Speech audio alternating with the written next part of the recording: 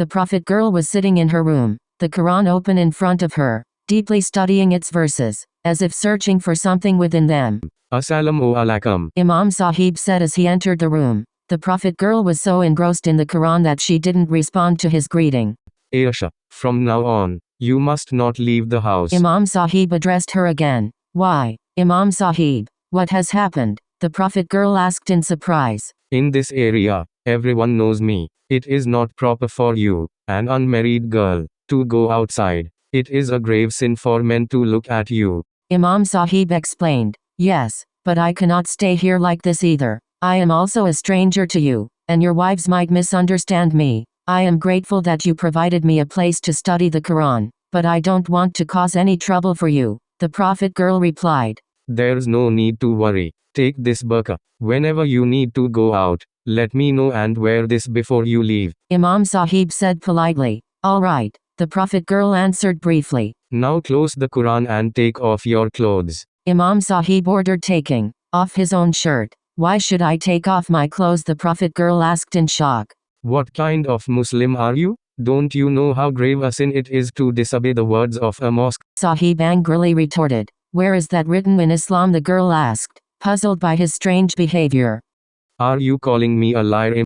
Imam Sahib raised his voice. No, I just want to understand. You already have 2 wives. Why do you want me to take off my clothes? The prophet girl asked softly. Don't you know that in our religion, 4 marriages are a sunnah, and there is a hadith that allows a man to inspect a woman thoroughly before marrying her? Imam Sahib explained. The prophet girl was terrified and confused, tears streaming from her eyes. Marriage? Will you marry me after this inspection? The prophet girl asked, crying. Yes, it's possible. I am a man. I can marry up to 4 women. But first, I need to be sure that my future wife is pure. Imam Sahib said, placing his hand on her. But I don't want to marry you, the prophet girl replied. I didn't ask for your consent. Don't you know that in Islam, a man is the authority? Your opinion, your will, it doesn't matter. Imam Sahib said mockingly, laughing. At that moment, Imam Sahib's second wife entered the room,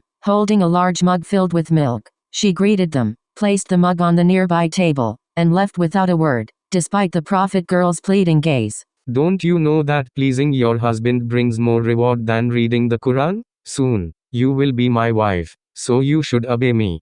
Imam Sahib continued, reaching for the mug. The prophet girl had just begun to remove her clothes when suddenly, the sound of the call to prayer, azan, filled the air. The prophet girl quickly straightened her clothes and looked at Imam Sahib, who lowered his gaze and responded to the azan. As soon as the azan ended, Imam Sahib stood up and left the room without saying a word. Ya Allah, what trial have you put me through? The prophet girl questioned God after Imam Sahib left. Is this the Islam I spread 1,500 years ago? She kept asking herself. After Imam Sahib left, the girl saw an opportunity and fled from his house. She covered herself in a burqa and walked quickly. Her steps hurried. Suddenly, a voice stopped her. O believers, don't you know? Women are your fields, as the Quran says. And the Prophet has said that it means you may approach your women however you wish. A cleric was loudly preaching into a microphone. Ya Allah, who are these people, distorting my teachings and spreading these lies in my name?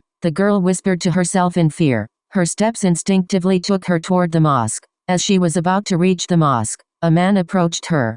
I recognize you. Aren't you the one who came to the mosque for Fajr prayer that day? He asked. Yes, that was me. I just want to listen to the cleric's sermon, the girl replied politely. All right, but for some reason, I feel like you are new to Islam. You don't seem to know the etiquette of the mosque. The man said. No, it's not like that. I just want to understand, the girl responded briefly.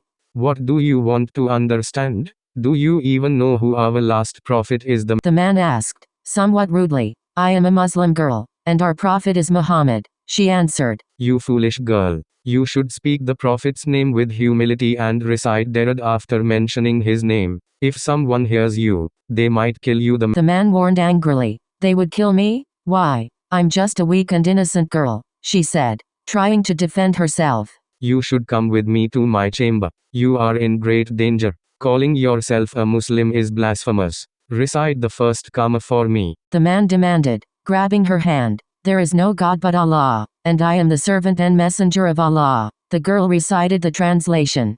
Who taught you this, The man asked, looking at her intently. This comma was taught to me by Allah himself, through his angel Jibreel, and I am the messenger who was sent to you 1,500 years ago. The prophet girl replied. Hearing this, the man's face turned red.